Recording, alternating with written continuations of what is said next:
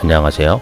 대한민국의 부국 강병과 영토 회복을 꿈꾸는 대한민국입니다. 오늘은 대한민국의 독침 전략의 핵심 무기인 현무미사일에 관해 이야기하고자 합니다. 과연 일본에게 현무미사일은 얼마나 큰 위협으로 느껴질까요? 한번 알아보도록 하겠습니다. 우선 작년에 마무리된 한미 미사일 4차 협정에 관해 확인해 보겠습니다. 그리고 지금까지 대한민국이 보유했거나 보유가 예상되고 있는 현무미사일 현황입니다. 현무미사일은 대한민국이 보유한 강력한 전략무기죠. 이 전략무기로 적의 급소를 순식간에 초토화시켜야 합니다.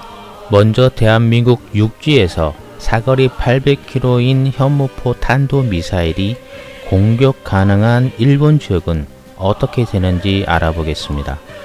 일본의 급소죠. 도쿄만 타격이 가능한 우리 영토는 거리상 유일하게 독도 부근이 가능합니다. 다음은 도쿄만을 기준으로 현무포 사거리에 맞춰 반경 800km 지점을 표시해 보도록 하겠습니다. 일본 지형을 고려할 경우 대한민국의 함정을 파견해 현무포 탄도미사일을 발사 가능한 지역은 3곳 정도 가능합니다. 우리가 느끼는 것과 달리 일본이라는 나라는 동서남북으로 길게 늘어진 대각선의 나라입니다. 그리고 길게 늘어진 섬들이 남서 방향과 남북으로 길게 늘어져 있는 지형적인 특징을 가지고 있습니다. 특히 규슈와 오키나와, 대만으로 연결된 사츠난 제도와 류큐 제도는 섬들이 촘촘하게 분포되어 있어 이들 섬들은 미국과 함께 중국 해상봉쇄의 핵심 방어망으로 활용되고 있습니다. 그러나 2018년 8월 일본 규슈 남부 오오스미 해협을 통해 중국 해군이 통과한 사례가 있습니다. 국제법상 영해는 12해리로 이 두 지역과 함께 미야코 해협을 통해 태평양으로 진출이 가능합니다. 그러나 2019년 1월 미야코 해협을 통해 중국 군함과 잠수함이 통과하자 이곳에 사거리 200km에 12식 지대함 유도탄을 오키나와 미야코 섬에 각각 배치해 전시 상황에 이곳을 통과하기가 쉽지 않습니다. 설령 미야코 해협을 통과하더라도 지형상 삼면에서 출동이 예상되는 일본 해상자위대와 일본 잠수함의 먹잇감이 될 가능성이 매우 높습니다. 현 시점에서 일본 남부 해역으로 우리 함정이 진입하는 것은 뱀의 입으로 쥐가 들어가는 형국이며 동부 해역도 테러는 있지만 일본 해상자위대의 강력한 반격을 받을 것으로 예상됩니다. 따라서 우리 전투함이 태평양에 진출해 도쿄만의 현무포 미사일을 발사에 성공할 확률은 매우 낮으며 비효율적인 군사작전으로 보입니다. 필리핀이나 괌, 사이판에 해군 기지가 있다면 모르겠지만 현재로서 비효율적인 군사작전으로 보입니다. 다음은 현무포 탄도미사일 발사가 가능한 동해 지역에 대해 살펴보겠습니다. 동해 지역은 우리 함정이 진출해 도쿄에 현무포 미사일을 발사할 수 있는 지역은 넓지만 이곳 또한 일본 레이더로 한국 함정의 이동 경로가 실시간 파악되며 태평양 연안에 있는 함정과 잠수함이 동해 지역에 모두 투입된다면 사실상 안전한 지역은 독도와 울릉도 부근으로 축소될 가능성이 매우 높습니다. 그러나 이 지역은 북한 미사일 발사로 수년간 수차례 미사일 탐지와 요격 훈련을 해왔던 일본에게 이미 익숙한 지역이며 대응 방식도 매뉴얼화되어 신속한 대응 체계를 갖추고 있다고 봐야 합니다.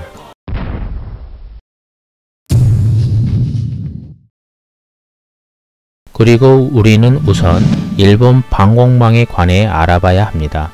일본은 2차 세계대전 패전 이후 전수방위 원칙에 따라 공격무기보다는 방어무기에 무식할 만큼 중복 투자를 해왔으며 2008년부터 일본의 전범기업 미쓰비시가 미국 수준의 자체 개발한 에이서 레이더는 거대하고 강력한 출력으로 우주 공간까지 탐색할 수 있어 일본 탄도미사일 방어망의 핵심 역할을 하고 있으며 미국의 우주 감시망 프로젝트와 연계되어 있을 정도입니다. JFPS-5 레이더는 탐지 거리가 1800km로 4곳에 설치되어 있는데 한반도는 물론 중국 북부, 중부, 서부는 물론 러시아 연해주 전 지역을 탐지할 수 있습니다.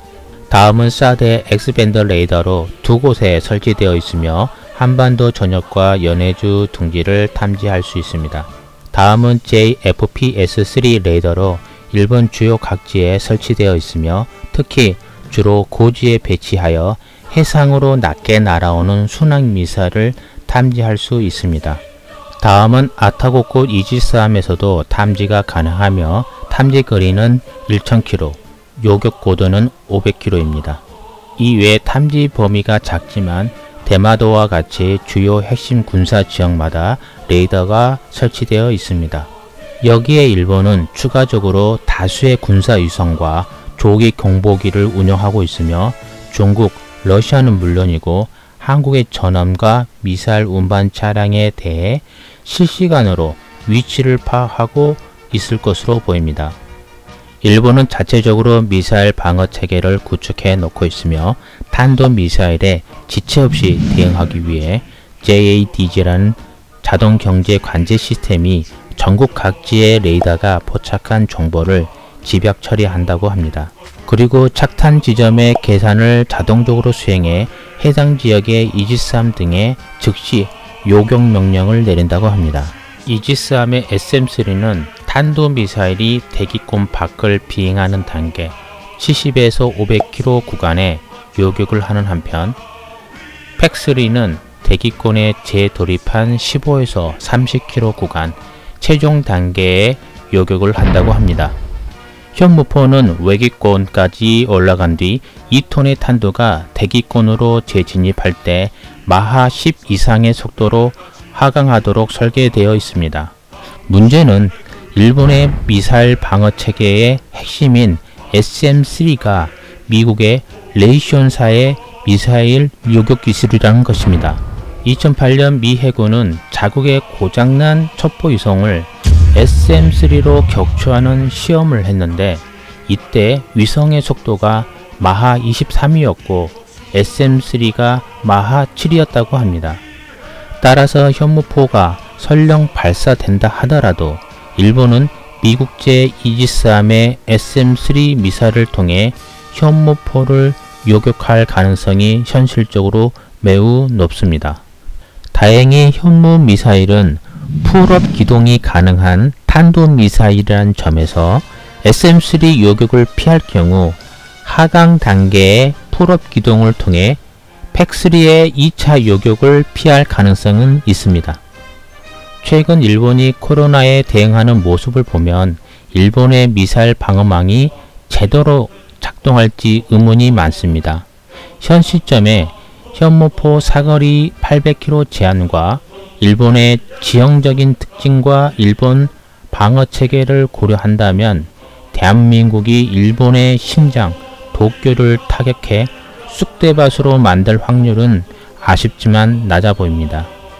그리고 일본 해상자위대가 현무 미사일 공격으로 침몰한다는 말은 200개의 목표를 탐지 추적하고 그중 24개의 목표를 동시에 공격할 수 있는 미국 이지스 체계를 무시하는 말이고 또한 우리 세종대왕함을 무시하는 말이기도 합니다. 다음은 사거리가 가장 긴 현무 순항 미사일에 관해 이야기해 보겠습니다. 구독과 좋아요 부탁드립니다. 현무 3D 순항 미사일은 다분히 북한 방공망 제압용입니다. 북한은 한국군의 순항 미사일 공격에 대비해 비행 경로에 기구나 그물을 설치하는 방식으로 대응하고 있다고 전해지고 있습니다. 중국처럼 땅이 넓어 촘촘한 방공망을 구축하기 어려운 국가나 북한처럼 수동으로 대공포를 조작하는 나라에는 효과적입니다.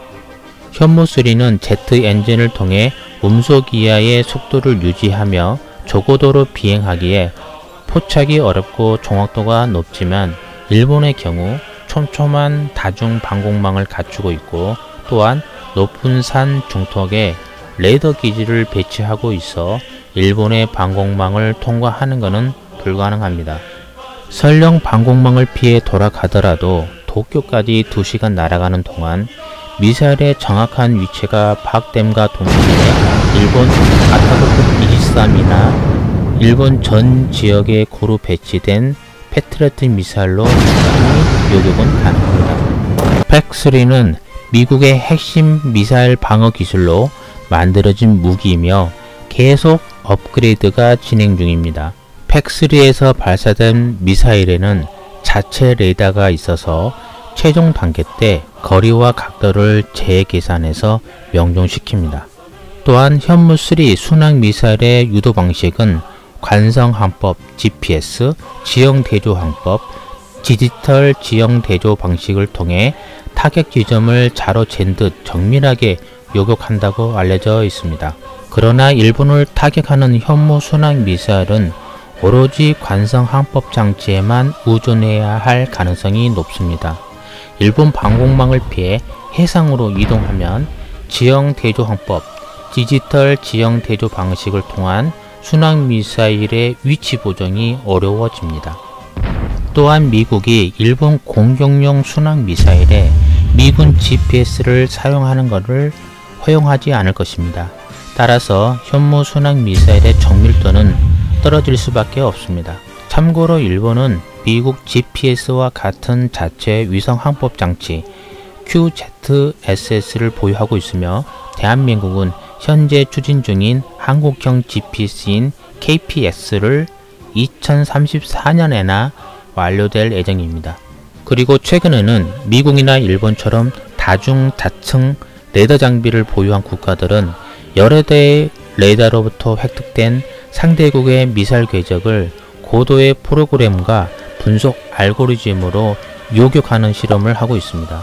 미국은 작년에 155mm 곡사포에서 발사된 극초음속 포탄으로 순항 미사일을 격추하기도 했습니다. 적을 알고 나를 알면 100번 싸워도 위태롭지 않다는 말이 있습니다. 대한민국 현무 미사일의 독침 전략은 일본이라는 나라의 지형적인 특징과 일본 방공망의 핵심 기술이 넘사벽 미국 기술이라는 점에서 아쉽지만 언론과 유튜브에서 말한 것처럼 일본 폭망 수준은 아닌 것 같습니다. 우리가 인정할 것은 인정해야 한다고 봅니다. 적과 싸울 때 상대방의 약점을 공략해야지 상대방의 강점을 노리는 것은 무모한 전략입니다. 한국을 무시하고 무역 보복을 단행한 전 아베 총리가 재임 중 골프장에서 묘기는 부렸다는 이야기는 들었지만 현무 미사일 때문에 빤스에 오줌을 지렸다는 이야기를 듣지는 못한 것 같습니다. 그리고 우리가 더욱 유념해야 할 사항이 있습니다. 작년 말 일본은 평화헌법의 전수방위 원칙을 깨고 적기지 공격 능력 보유를 천명했다는 것입니다. 일본이 발표한 적기지 공격 능력은 다음과 같습니다. 일본은 F-15 전투기에 탑재가 가능한 사거리 약 900km 장거리 공대지 미사일 제점을 도입하는데 한국은 장거리 공대지 미사일인 타우루스가 사거리 500km이며 이것은 거의 사거리가 2배 정도 차이가 납니다. 두 번째로 12식 기대함 유도탄을 개조해 사거리 1000km 탄도미사일을 2023년까지 개발 완료합니다. 우리는 현재 탄도미사일 사거리 800km로 제한되어 있습니다. 우리보다 200km 더 날아갑니다. 여러분들이 보시기에 어떻습니까?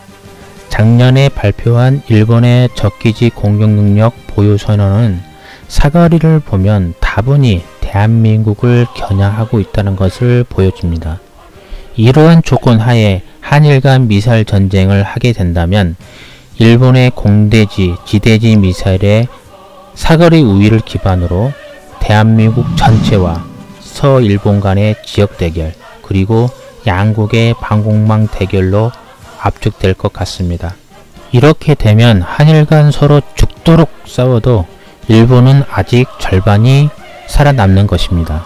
우리는 이러한 일본의 반격을 예측해 본다면 북한을 대비한 전방지역 방공망과 별도로 영남권에도 일본의 공격에 대비한 방공망의 필요성을 느낄 수 있습니다.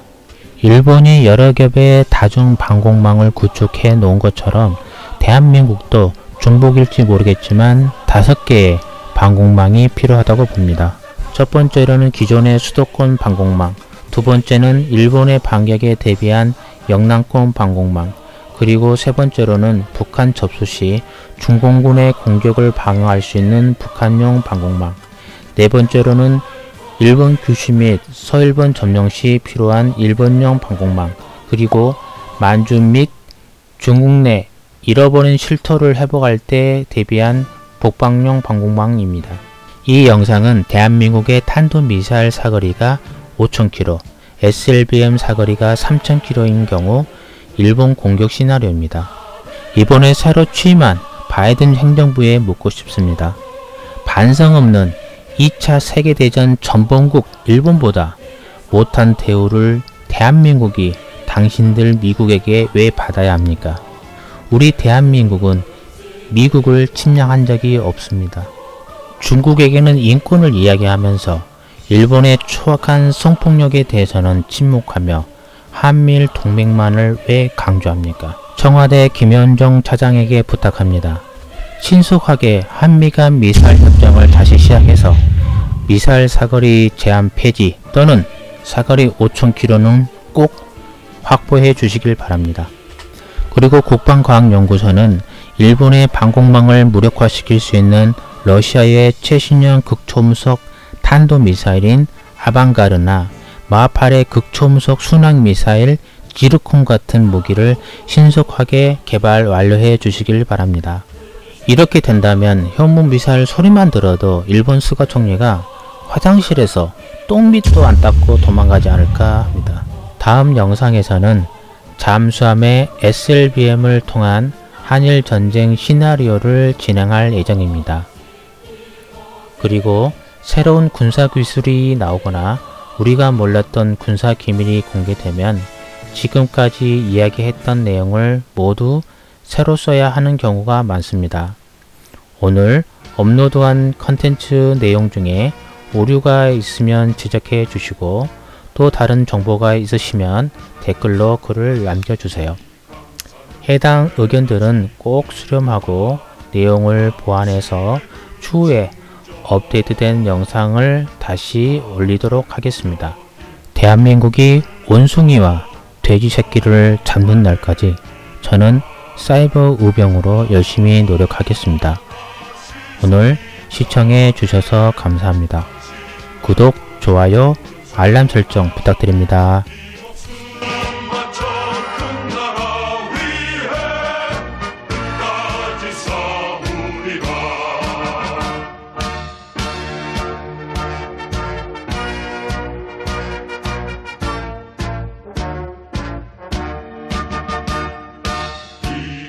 강산은 내가 지키노라 당신의 그 맹세 만주향의 힘껏 보효하던 백두산 호랑이 다하가 시선이 땅에 당신 닮은 푸른 소나무 이 목숨 바쳐 큰 나라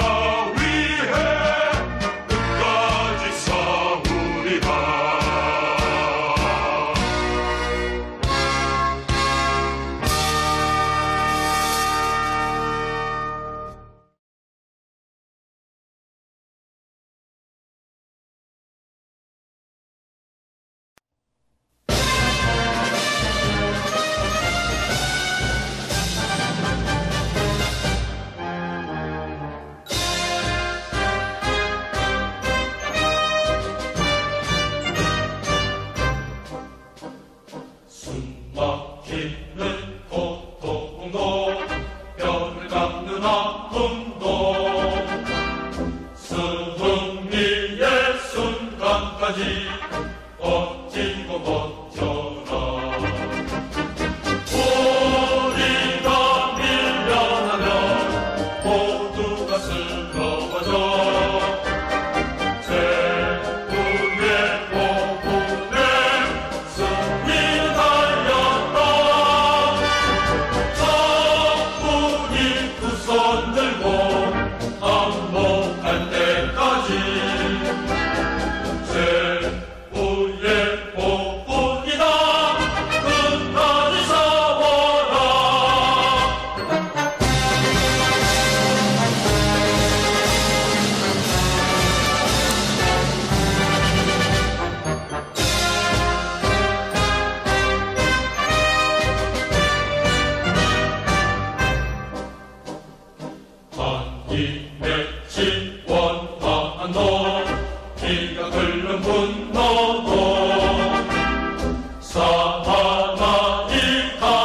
속에